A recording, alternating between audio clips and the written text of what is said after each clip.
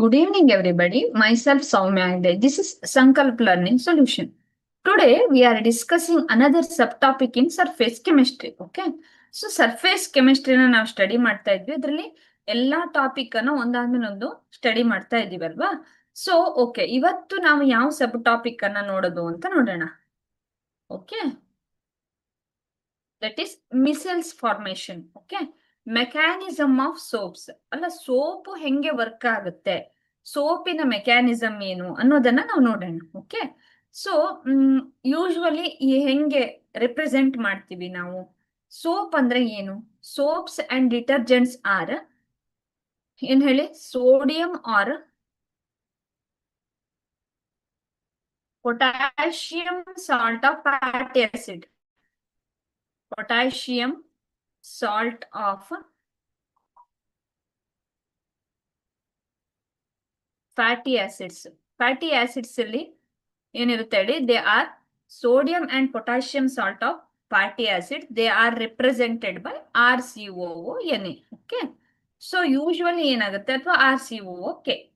ನಮ್ಗೆ ಸೋಪು ಹೆಂಗೆ ಕೊಳೆನ ತೆಗೆಯುತ್ತೆ ಅಥವಾ ಅದರ ಮಿಸೆಲ್ಸ್ ಫಾರ್ಮೇಶನ್ ಯಾಕಾಗುತ್ತೆ, ಈ ಮೆಕ್ಯಾನಿಸಮ್ ಏನು ಅನ್ನೋದನ್ನ ನಾವು ಈ ಟಾಪಿಕ್ ಅಲ್ಲಿ ಡಿಸ್ಕಸ್ ಮಾಡ್ತೀವಿ. Okay, so first, okay, so micelles formation ಹೆಂಗಾಗುತ್ತೆ ನಿಮ್ picture ಕಾಣಿಸ್ತಿದಲ್ವಾ.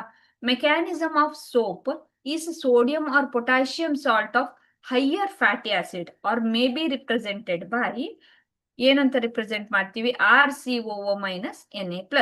When it dissolve in water, it dissociate into RCOO minus Na+. ಏನಿರುತ್ತೆ ಇದನ್ನ ಹೇಗೆ ರಿಪ್ರೆಸೆಂಟ್ ಮಾಡ್ತೀರಾ, RCOONA ಅಂತ ರಿಪ್ರೆಸೆಂಟ್ ಮಾಡ್ತೀರಾ.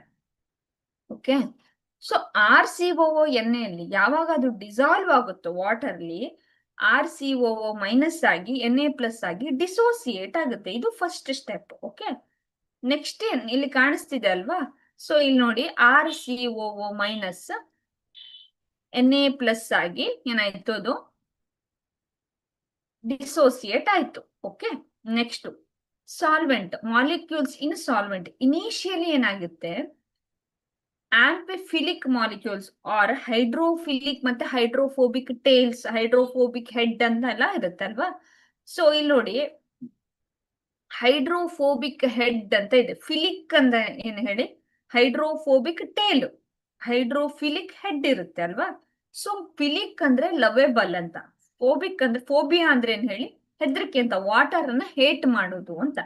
ಓಕೆ, ನಾನೀಗ ಒಂದು ಸೊಲ್ಯೂಷನ್ ಅನ್ನ ತಗೊಂಡೆ ಅಂತ ಅನ್ಕೊಳ್ಳಿ. ಇದರಲ್ಲಿ ಸೊಲ್ಯೂಷನ್ ಕಾಣಿಸ್ತಿದೆ ನನಗೆ. ಇಲ್ಲಿ ಸೋಪ್ ಮಾಲಿಕ್ಯೂಲ್ಸ್ ಇದೆ, ಇಲ್ಲಿ ನೋಡಿ ಈ ತರ ಏನು ಇನಿಷಿಯಲಿ ಏನು ಆಂಪಿಫಿಲಿಕ್ ಮಾಲಿಕ್ಯೂಲ್ಸ್, ಏನು ಹೈಡ್ರೋಫೋಬಿಕ್ ಮತ್ತೆ ಫಿಲಿಕ್ ಮಾಲಿಕ್ಯೂಲ್ಸ್ ಇದೆಯಲ್ಲ, ಅದು ಇರುತ್ತೆ ಅಂತ ಕನ್ಸಿಡರ್ ಮಾಡಿ. ಓಕೆ, ಯಾವತ್ತು ನೀರು ಒಳಗಡೆ ಯಾರು ಇರ್ತಾರೆ ಹೇಳಿ, ಯಾರಿಗೆ ನೀರಿನ ಜೊತೆ ಎಫಿನಿಟಿ ಇದೆಯೋ ಅವ್ರು ಇರ್ತಾರಲ್ವಾ. ಸೊ ಹೈಡ್ರೋಫಿಲಿಕ್ ಹೆಡ್ ಏನಿರುತ್ತೆ ಒಳಗಡೆ ಹೋಗ್ತಾ ಇರುತ್ತೆ. ಓಕೆ, ಹೈಡ್ರೋಫೋಬಿಕ್ ಟೇಲ್ ಏನಿದೆಯಲ್ಲ, ಆ ಕಾರ್ಬನ್ ಚೈನ್ ಇದೆಯಲ್ಲ, ಅಂದ್ರೆ ಈ ತರ ಆಗಿ ಈ ತರ ಒಂದು ಬಂದಿರುತ್ತಲ್ವಾ, RCOO ಮೈನಸ್ ಅಂತ ಕರಿತೀವಿ ನಾವು. ಇದರಲ್ಲಿ 6 ಏನಾಗಿರುತ್ತೆ ಹೇಳಿ, ಹೈಡ್ರೋಫಿಲಿಕ್ ಇರುತ್ತೆ, ಹೈಡ್ರೋಫಿಲಿಕ್. COO ಮೈನಸ್ ಏನು, ಹೈಡ್ರೋಫೋಬಿಕ್ ಆಗಿರುತ್ತೆ. Okay, so hydrophobic carbon chain ಯಾವತ್ತು ಹೈಡ್ರೋಫೋಬಿಕ್ ಟೇಲ್ ಆಗಿರುತ್ತೆ. ಓಕೆ, ಸೊ ಇಲ್ಲಿ ನಿಮಗೆ ಏನ್ ಕಾಣಿಸ್ತಿದೆ ಹೇಳಿ, ಆಯಿಲ್ ಪಾರ್ಟಿಕಲ್ ಕಾಣಿಸ್ತಿದೆ ಅಲ್ವಾ. ಸೊ ನೆಕ್ಸ್ಟ್ ಸ್ಟೆಪ್ ಏನಾಗುತ್ತೆ ಅಂತ ನೋಡೋಣ. ಎಲ್ಲವೂ ಏನಾಗ್ತವೆ ಹೇಳಿ, ಹೈಡ್ರೋಫಿಲಿಕ್ ಇರೋದೆಲ್ಲ ಕೆಳಗಡೆ ಬರುತ್ತೆ, ಏನು ಫೋಬಿಕ್ ಇರುತ್ತಲ್ಲ ಅವೆಲ್ಲ ಮೇಲ್ಗಡೆ ಇರುತ್ತೆ. Okay, so each molecules have hydrophilic means water loving and hydrophobic means water fearing tail ಇರುತ್ತೆ. ಅರ್ಥ ಆಗ್ತಿದ್ಯಾ?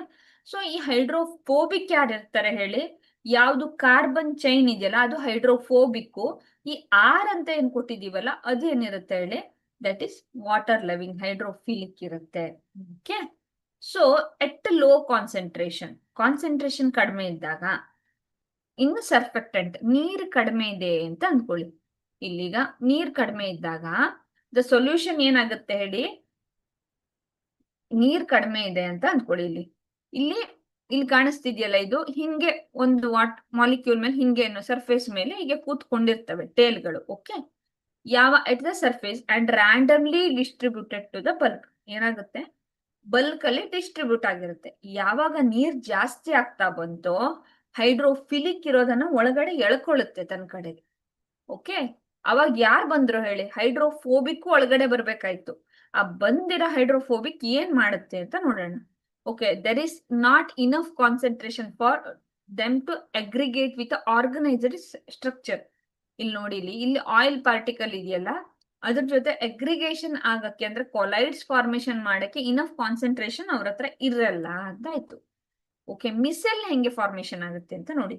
ಈ ಹೈಡ್ರೋಫಿಲಿಕ್ ಹೈಡ್ರೋಫೋಬಿಕ್ ಅಲ್ಲಿ ಹೈಡ್ರೋಫಿಲಿಕ್ ಇರೋದು ವಾಟರ್ ಜೊತೆ ಬಾಂಡ್ ಆಗುತ್ತೆ ಅಲ್ವಾ, ವಾಟರ್ ಮಾಲಿಕ್ಯೂಲ್ ಜೊತೆ. ಬಟ್ ಹೈಡ್ರೋಫೋಬಿಕ್ ಯಾರನ್ನ ಟ್ರ್ಯಾಪ್ ಮಾಡ್ತಾರೆ ಹೇಳಿ? ಹೈಡ್ರೋಫೋಬಿಕ್ ಇರೋರು ಯಾವ್ದನ್ನ ಟ್ರ್ಯಾಪ್ ಮಾಡ್ತಾರೆ? ದೇ ಟ್ರ್ಯಾಪ್ ಆಯಿಲ್ಸ್, ಏನು ಡರ್ಟ್ ಅಲ್ವಾ, ಈ ತರ ಗ್ರೀಸಸ್ ಈ ತರ ಇದ್ರೆ ಅವುಗಳನ್ನ ಏನ್ ಮಾಡ್ಬಿಡ್ತಾರೆ, ಹೈಡ್ರೋಫೋಬಿಕ್. ಈ ಹೊರಗಡೆಯಿಂದ ಕಾಣಿಸ್ತಿದ್ಯಲ್ಲ, ಏನು ನಮಗೆ ಇದ್ರ ತರ ಬಬಲ್ಸ್ ತರ ಕಾಣಿಸ್ತಿದ್ಯಲ್ಲ, ದೇ ಆರ್ ಹೈಡ್ರೋಫೋಬಿಕ್. ಅವ್ರು ಏನ್ ಮಾಡ್ತಾರೆ ಅಂದ್ರೆ ಎಲ್ಲಾ ಆಯಿಲ್, ಡರ್ಟ್, ಗ್ರೀಸ್ ಅನ್ನ ಏನ್ ಹಿಡಿದಿಟ್ಕೊಬಿಡ್ತಾರೆ. ದಟ್ ಫಾರ್ಮ್ಸ್ ಅ ಮಿಸೆಲ್ ಅನ್ನ ಫಾರ್ಮೇಶನ್ ಮಾಡುತ್ತದು. Okay, so at the last critical step mechanism ಅಂದ್ರೆ after reaching a critical micelle concentration at Krafft temperature ಏನಾಗುತ್ತೆ, ದೇ ಫಾರ್ಮ್ ಮಿಸೆಲ್ಸ್. ಏನಾಗುತ್ತೆ, ಈ ಹೈಡ್ರೋಫೋಬಿಕ್ ಏನು ಇದೆಯಲ್ಲ ಟೇಲು, ಇದೇನ್ ಮಾಡುತ್ತೆ, ಆಯಿಲ್, ಡರ್ಟ್, ಬಿಕಾಸ್ ಅದು ವಾಟರ್ ಜೊತೆಗೆ ರಿಪೆಲೆಂಟು. ಯಾರ್ ಜೊತೆಗೆ ಬಾಂಡ್ ಆಗುತ್ತೆ, ಯಾವ್ದು ವಾಟರ್ ಜೊತೆಗೆ ರಿಪೆಲೆಂಟು, ಅದು ಯಾರನ್ನ ಲವ್ ಮಾಡುತ್ತೆ ಹೇಳಿ? ಆಯಿಲ್, ಡರ್ಟ್, ಗ್ರೀಸ್ ಅನ್ನ ಇಷ್ಟಪಡುತ್ತದು. ಸೊ ಅದರ ಜೊತೆಗೆ ಒಂದು ಬಾಂಡ್ ಅನ್ನ ಫಾರ್ಮೇಶನ್ ಮಾಡ್ಕೊಳ್ಳುತ್ತೆ ಅಲ್ವಾ.